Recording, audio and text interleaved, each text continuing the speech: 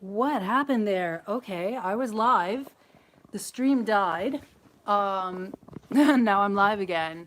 Uh, I guess this is real life. Problems, mistakes happen in life. Okay, guys, my name is Davison, and I vlog on this channel, but my main channel is actually youtube.com/DavisonVideo1.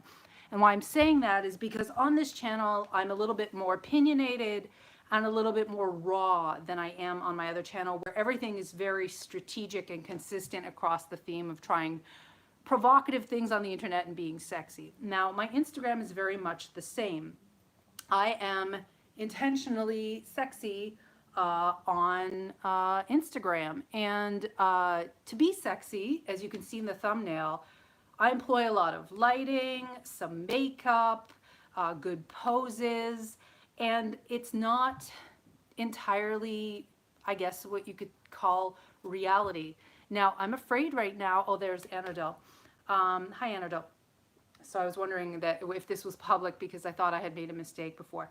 So what I've been struggling with lately is feeling like I can't measure up to the girl that I'm creating currently on my Patreon and on my Instagram. Like an edited, curated, stylized, made up, hyper sexy version of me, when the reality of me is, okay, I just went for whoops, we're gonna have a wardrobe malfunction if I'm not careful. I just went for a 2-hour walk. I am currently doing one meal a day. What that is it's a form of intermittent fasting. So I, manage my calories, and it's an attempt on my behalf to engage in some anti-aging. There's a lot of autophagy that goes on when you don't eat, meaning your body kills out senescent or dying or flawed cells. So, and I'm doing this because I've always been health conscious, but because I know a lot of my success depends on how I look with what I've built right now on these other social media platforms. And anybody would be lying if they were to say with a straight face that Instagram wasn't about creating compelling images. Now, some people can get away with being educational. Some people just use hot photos of sexy food. But if you are a personality on the web and you want to accomplish things at a high level, it's all about the polish, and that just wears so hard in a way that I don't think anybody who doesn't do this on a daily basis can understand. There's a psychological cost to all of this. And I mean, all I'm left to do is to try to develop healthy coping mechanisms. So what are these healthy coping mechanisms? Well, for one, it's like not being too hard on myself. I also have to kind of not focus too much on who I used to be 10 years ago. I'm aging, I'm 40. Such a heavy number, and maybe that's just a psychological game I play with myself, or we play with ourselves because we live in an age of society. And if people were constantly to say to you, oh, you're still so young, you're 40, you would feel young. But I hear constant, comments and messages, oh, you're a woman, you're going to hit the wall of attractiveness wherein you're no longer appealing to most men. Your face isn't as plump and taut as when you were younger. You're not as interesting, you're not as desirable, you don't emanate this fertile energy. And I mean, it's back to, like I said, having realistic expectations of oneself and go, okay, I can't control my aging. I can't control the opinions of others. All I can do is continue to do the best with what I have and style myself in whatever aesthetic that I feel is appropriate, that fits my artistic or personal objectives. And if trying to play the attractiveness game is starting to eat at my soul, then there's a point at which I think I'm going to have to step back from it and go, I don't feel I can compete at this level anymore if I'm always going to compare myself. So I'm just going to, let it go and transition to something else. I'll take pictures of sexy food. But like, I don't know. I don't know if any of you guys feel this. I guess I'm going to put this question out to you guys. Like, do you ever feel inadequate in real life compared to your social media self? Do you ever feel like you don't measure up? I mean, right now I'm wearing almost no makeup. I have a little mascara on. I'm wearing some very expensive face cream. Like I said, I just went on a huge walk. I had a healthy breakfast of a lobster omelet. But I'm still struggling with, like, I look at the images that I create on Instagram and I'm like, if these people only knew who I was in real life, they wouldn't desire me as much. And maybe that's a distorted way. Maybe that's a what's the word I'm looking for? A cognitive distortion, sort of form of like what's the word? Body dysmorphia. But I edit so many videos of myself and watch so much footage of myself. I know when, you know, and again, I have a catalog that runs 10 years back, so I can see how I've changed. And like, I mean, I still have fans. I still have people who pay for my Patreon. I'm still gaining fans. But it's the pressure of like, how long can I maintain this, and feeling a little empty because I have to engage in this sorcery to appear so, you know, flawless. And maybe this is an issue that affects women more than men, because men, as someone I know that's close to me explained to me, on average are a lot more self-confident. They don't concern themselves as much with how they look. And in fact, some men with a giant, you know, a big gut will be like, yeah, I look sexy, I like the ladies, and not even like think about, you know, what's going on with their body, versus women, you know, our slightest little jiggle, you know, the jiggle right here. And I'm like, damn, I got a jiggle right there, versus you're like, what are you even talking about? Where, like, that jiggle's an attractive jiggle. I'm like, no, it must be firm and round, like the people that inject fat into their asses. And that's just completely ridiculous. So it's a gendered thing. It's also the women are constantly reinforced that they have most of their value to men, and to men who are strangers, is based on how desirable they are. And I don't blame you guys for that. I get turned on by hot people as well. But you know that it is effective. You know that it's a form of power, that beauty is a form of power. So you try very hard to hold on to that power, cultivate that power. And again, the part of cultivating the power on social media is engaging in a bit of selective manipulation and curation. Like, I don't feel like I look radically different than some of my photos, but right now I certainly don't look like some of my best photos. And I just don't want it to hurt me. Like, and I think a lot of women start to feel pain about it. And I don't know, all I can do is like talk about it and say to you young women out there, stop being so hard on yourselves, and older women. If the beauty game leaves you feeling empty, play another game. You can always do the best with what you have. Get great clothes, even get secondhand clothes, style them, develop a sense of style, cultivate your mind, cultivate your soul, your emotions. And then, you know, you will always measure up, because I think there is a sparkle that people have when they're happy, most importantly. That when they're happy, most importantly, that a lot of people don't have when they're too hard on themselves. And I feel like that's another thing I wanted to get to, is like on my main channel sometimes I feel like I've lost a bit of the fun, and part of that is because YouTube has such strict community guidelines now that I'm afraid to like be too crazy. But part of that is like I'm working so hard to maintain an image and to draw people in that sometimes I feel like it's so much work that I lose the, you know, the lightheartedness. And that's bad, because it shows in my face, it shows in the choices I make artistically, and I want to get over that. I guess beauty is as much about the body, what I'm getting to, as it is about the mind. So don't think about the platforms, because they don't have anything other than, you know, a purpose of marketing. Effectively, they're not a measure of your self-worth. And marketing is always putting forth the best image of yourself. And that doesn't mean the real version of yourself isn't equally as lovable. It's just a different experience. Okay, so your guys' thoughts on this? Really wall? Yeah, some people talk about the wall. Hi, John. Kevin says, mustn't compare yourself to others. You have youthful genes with beautiful blue eyes. Well, thank you. I don't know if that's true, though. You know, I was thinking about that today. By the way, my phone is acting up. It better be fucking charging. It says that it's not. I don't know why it does that. Let's try this. Charge, you piece of crap. Charge. Yeah, I don't know if that's true. Unless I got my telomeres analyzed, which is the caps, the ends of your DNA, or your chromosomes.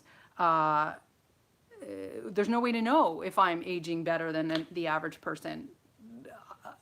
sometimes people say that the outside is a reflection of the aging that's going on the inside, but that's not always true. There are some young, vibrant, beautiful people that have terminal cancer. So I might, because of the way my features are, look younger, 10 years younger than I am, but maybe I'm not aging better. I don't know. I'll only know when I live to be 80 or 90 if how well I've aged.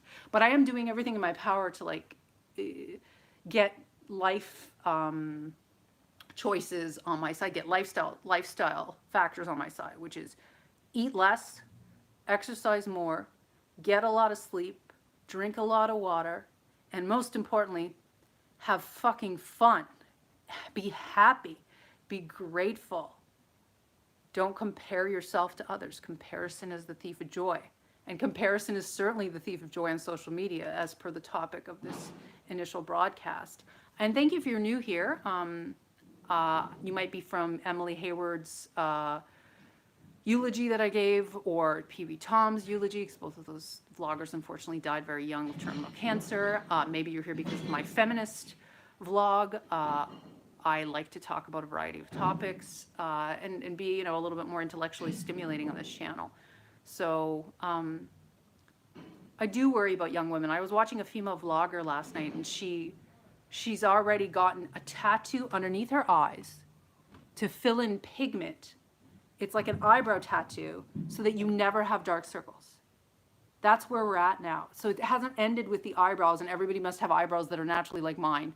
Now you must have this perfect white, color underneath your eyes. That's crazy. I mean, if she wants to do it, that's fine by me. But it didn't stop there with this girl. She also got breast implants. The girl was naturally a 32D, but her breasts were slightly lower. Well, I mean, no breasts are generally up, faced in the sky. Some people might have that briefly, or they're one in a million, but all breasts are pretty much attractive.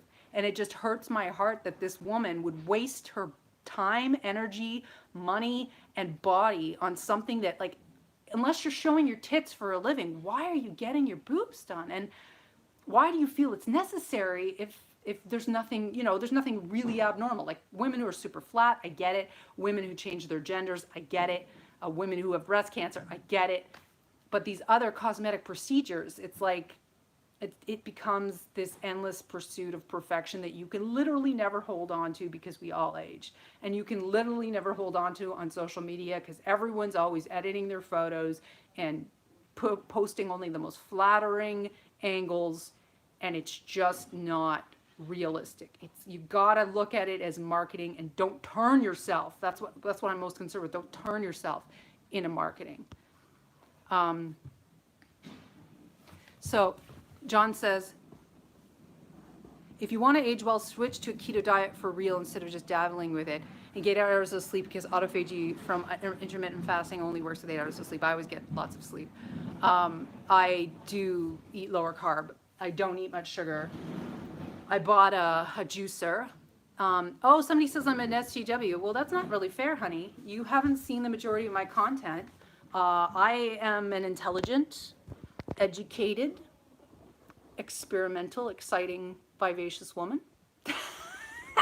Welcome to my channel. Please look at my main channel where I made a clone of my vagina if you think I'm an SJW. Go join my Patreon if you think I'm an SJW. Enjoy my bobs and vagina.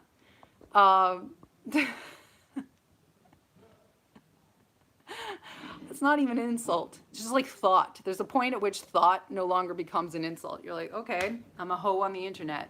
What are you? You're a fucking male consumer of pornography. Get over it.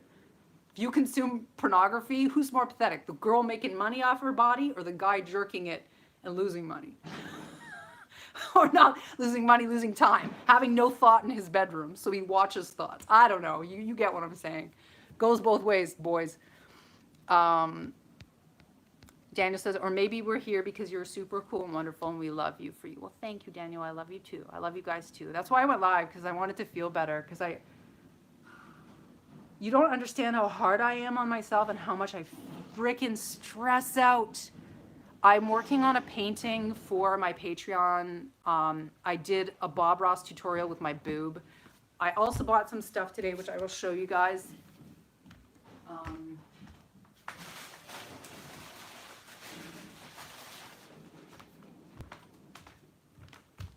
kind of like sitting on the floor. I think it's kind of cool. Look, for Halloween, for Halloween, $40 of my Patreon money I spent on this. I can be a tiger and I can be a leopard. I can be a tiger, be a leopard on my Instagram too. And believe you me, there'll be highly attractive photos of me. As attractive as I can fucking make them with Beauty Plus and Facetune, though I don't try to use too much of that on my Instagram. Yeah. I'm literally, one of the positive things of doing the sexy things on the internet is that, like, for years, I never really got dressed up in a sexy way as a woman. Like, I never dressed as a sexy cat or Catwoman or, dominatrix or whatever when I was in my 20s. But now that I'm, in my 40s, I can't believe I'm saying that. I'm like, yeah, let's do this. Let's buy these costumes and try them on. And I don't have those heels though. I haven't worn high heels really in years. And for some reason, because it's because I lost weight, my heels don't fit the way that they used to. But look forward to these on Patreon. And I bought some hollow nails, more beauty illusions. I'll use these multiple times whenever I wear these in my videos. So this is like $15 too, the costs of me creating content. I put them on and glue them on, and then I take them up after I shoot and I reuse them. Because they wearing them out, they really don't stick on that well. Wow, we got 14 people here. So hi, Danny. Do any of you feel weird on social media? Do you feel like you're different on social media than in real life? Hi, Mr. Feel. I feel like everyone's here because I haven't gone live since Sunday, and I went live so briefly, so YouTube's sending the notification out. You can't feed baby silicone. Yeah, I mean, I feel like I should not be overly hard on other women. I should not tell other women what to do, but if I'm going to be honest, I feel like inserting implants into normal breasts is a form of mutilation. You're mutilating yourself to be more attractive to other people, but it's not even necessarily true that you are more attractive. Or you're mutilating yourself to conform to a beauty standard of falsely thinking that bigger tits equals hotter. I know guys who like smaller breasts. A lot of guys, all my boyfriends have preferred butts to boobs. So to pander to other people by inserting an object, a foreign object into your body when your breasts are perfectly normal is screwing up your body. It's mutilating your body in a masochistic way for basically pointless reasons. And that's sad. That makes me sad for other women. So that's why I can't fully get behind breast implants unless they're for legitimate purposes. But again, it's not my choice to make. So, yeah, so Enrodil says, yeah, I feel different on social media than in real life. Daniel says, wasn't there a time when it was stereotypical that intelligent women were purposely not sexy because supposedly being sexy distracted or detracted from their perception by other people? Yes, and I still think that that's the case. People treat me differently depending on how I'm dressed. If I look younger, they treat me sweeter than if I'm like, ma'am. Hey, ma'am. Like, ma'am, I don't know. Being treated like ma'am, there's like madam, there's like some degree of authority that I get. But it's not as like this cutesy, warm feeling like, oh, miss, hi, miss, oh, miss, versus ma'am. And like, yeah, on my main channel, I get all the time, oh, you're a stupid hoe. What intelligent thing are you even possible, or you, sorry, even possible, is even possible for you, or are you even capable of? Which is completely stupid. Being intelligent and sexy aren't mutually exclusive. They're complementary, in my opinion. Also, too, there are certain men that when they desire you, they don't want to think about you as a whole person, right? They just want to objectify you. So any additional output from you that is an additional layer of complexity distracts them from their arousal. And that's on them, that's not on me. And it's true, though, if I were to go in a business meeting with a really low-cut shirt with a conservative client, they would turn me down for whatever negotiation I'm going through. Society still has some pretty convoluted views on what women are allowed to do with their bodies. and what and the presence or the utilization of female sexiness and sexual power. And I encounter that all the time. You know, weird community guidelines on YouTube, being called the thought despite the fact that your content is extremely popular, being denied certain promotions because you're too sexy or too controversial. And it's sad. No one should restrict anyone's power. I mean, okay, the only place in which sexuality or sexiness is not appropriate is probably around, or definitively around, children. You should not interact sexually with children. Other than that, I believe in female body liberation and female sexual liberation. And not objectifying a woman by saying she's either sexy or intelligent.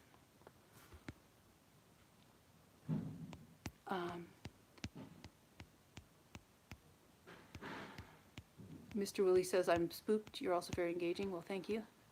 The haters, like, I'm not going to pay for your shit. You're a loss, boss. I don't care. You got to be mean. Why you got to be mean? Is it more fun to be mean than loving? That's pretty sad. Why you got to hate? Don't hate. Create. Relate. Debate. No. Oh, God, guys. Like this video if you're here. Who's here?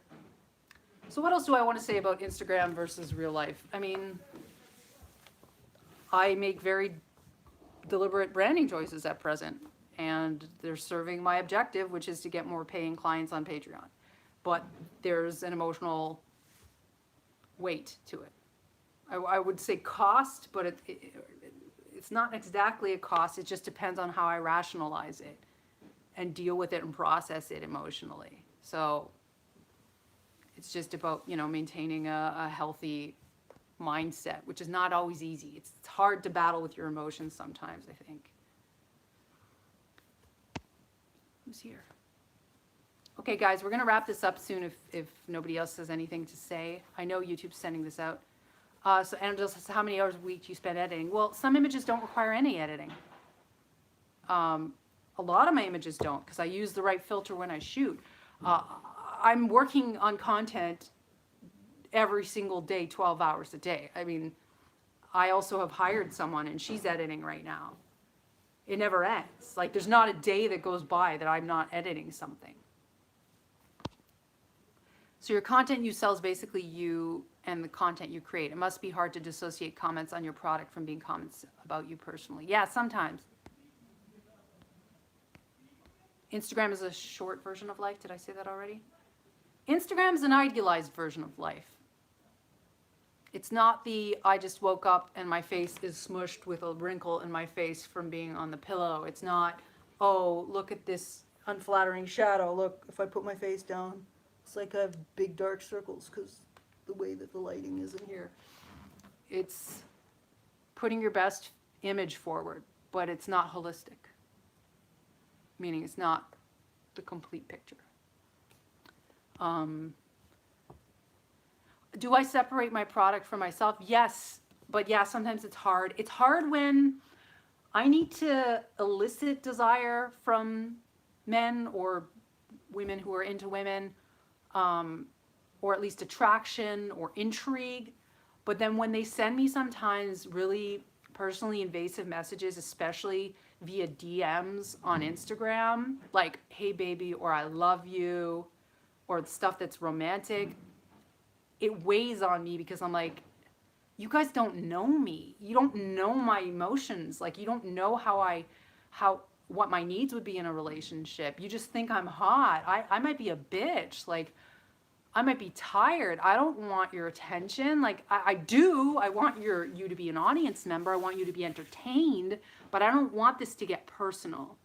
If I want it to get personal, then it's like this. It's a conversation. But just like cold like that, you've seen some pictures and videos set to music of me and you want to date me? It's kind of, I mean, I understand we all feel connected to the people that we watch. And the more we watch them, the more we get to know them, and the more we probably genuinely like them because we know what we like, right? But it's going that extra step where it's aggressive towards me. and insistent that I pay attention to them sexually, especially immediately, it's like, fuck off. Like sending me your dick, sending me, let's do sexy chat. Are you a fucking moron? Like, why the fuck would I go from 0 to like, oh yeah, let's have erotic chat? Like, or people that presume I'm a cam girl just because my work contains nudity. That's a little off-putting, but I understand because some people lump all sexuality and sexual media together and don't make a gradient or degrees of or put it on a spectrum between hardcore pornography, softcore pornography, erotic or erotica, artistic nudity, etc., comedic nudity, naturalistic nudity. So I understand that people think, oh, well, if you do one, it must not stop there. And that's not true. I don't engage in sex acts. And I'm not here for sex chat purposes. I would never charge for it. It's against guidelines. It's not my thing. So that's hard. I don't like being imposed upon sexually, is my answer to your question. But I mean, it's nice to get complimented. It's nice to make friends. It's nice to have people to turn to when you want to process things. But yeah. Don't go from 0 to like being sexually demanding with anyone is my request to y'all. I don't think y'all are like that, but some guys unfortunately are, especially from foreign countries where they have no women they can interact with sexually. Like, I'm not trying to generalize, but it seems like it's a lot of men from like Greece, Turkey, Iran, India, foreign countries, Indonesia, where women are secluded from men, that these men are just desperate for any form of connection, so they solicit you constantly in your DMs. And that's sad because that's a social problem where they live. And it's also that they have a distorted view of sexual relations because they've never been allowed to engage in those sexual relations normally. And Wall Street Tech says YouTube is your advertising platform. It's one of them, yes. Hi, Wall Street, by the way. Okay, it's good that you brought on an editor to help you spread the load. Having too much editing can definitely burn out and lend to feeling critical too, so I would think. Well, yeah, and I see all my bad angles. I see, like when I shot the Bob Ross boob painting video, and it's not even done. From behind, it's an unfortunate angle. So like you see like some, like I'm gonna have to crop it up, and like I've lost weight, so like my chest isn't as voluminous, so I have to be careful from certain angles. It's not as flattering. And I shot the nudity on my own because I'm not quite comfortable yet with Lily seeing me completely nude. And I'm actually doing like a dermal roller thing, which is gonna fill out some of my stretch marks from when I was pregnant, so I'm not like done with that yet. Yes, face constitutes nudity in some places. It's very true. You're my virtual girlfriend, and this is a Davis and girlfriend experience. Well, that's sweet. Thank you for saying I'm your B, Danny.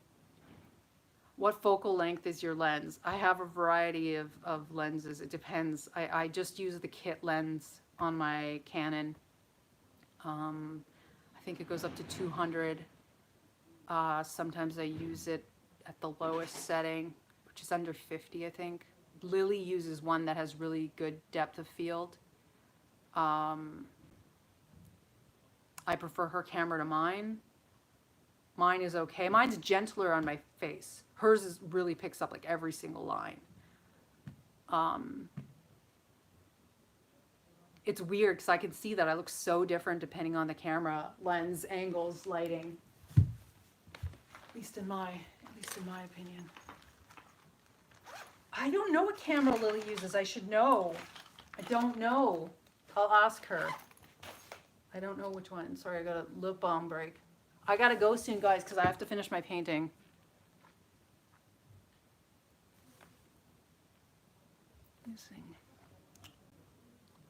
This is very good lip gloss if you're a girl. Oh, my gloss. It's a nice light color. What color is it called? Oh, it doesn't have the color name on it. That's too bad. They normally have cute names. With argan oil. Up to 6 hours. Yeah, right.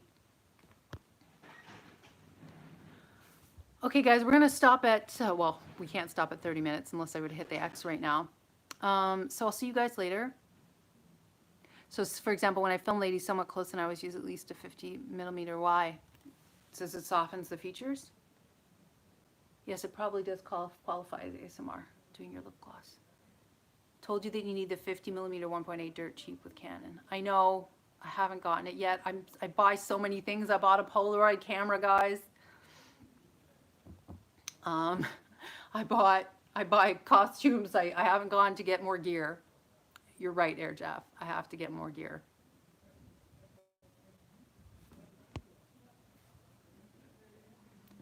We'll see. I mean, we'll see what happens. And back to like the original topic of this broadcast. We'll see what happens in 5 years. I just hope that I can, and maybe that's having the wrong values, but I hope I can maintain my attractiveness for a reasonable period of time and that it won't make me too sad as I gradually lose it. But I guess everybody goes through that. They have to accept that they're not young forever. You gotta just be easy on yourself and tune out of social media if it makes you sad, or develop a different attitude towards it. My camera is a Super 35 sensor with lens to better depth of field compared to APS-C sensors with micro four thirds. Huh. It compresses the Z-axis and reduces the widening edge. Okay, so yeah. Well, right now, based on my weight, I'm less worried about being made to look wider because I'm actually a pretty good weight right now. But other times, I guess I worry about that in the past. But you gain in some places, you lose in another. My arms look skinnier, my face looks skinnier, but then my boobs get smaller when I lose weight. I'll have to watch the replay to see what this was about. That's fine. Hope is well and good. Yeah, I'm fine. I know when I'm just worrying too much and stressing too much about the wrong things. It's hard to be the boss because you're like, what is the best decision to work on in an artist this week? Like, what is going to be the most effective thing that's going to make my audience happy on Patreon, do good numbers on YouTube, feed my Instagram, and and be relevant. You know, I feel like lately, in some ways, because I'm producing less on my main channel, I'm doing less videos based on trends. I'm less relevant in a way than I used to be, and I have to find a way around that to get back into being a little bit more present there. But that's, again, it's up to me to resolve that, and I'm sure I will. If I'm worried about it, I usually end up fixing it. Okay, guys, I love you lots. I will see you guys later, and have a lovely day, and love yourself in real life, most importantly. Online, it's just an illusion.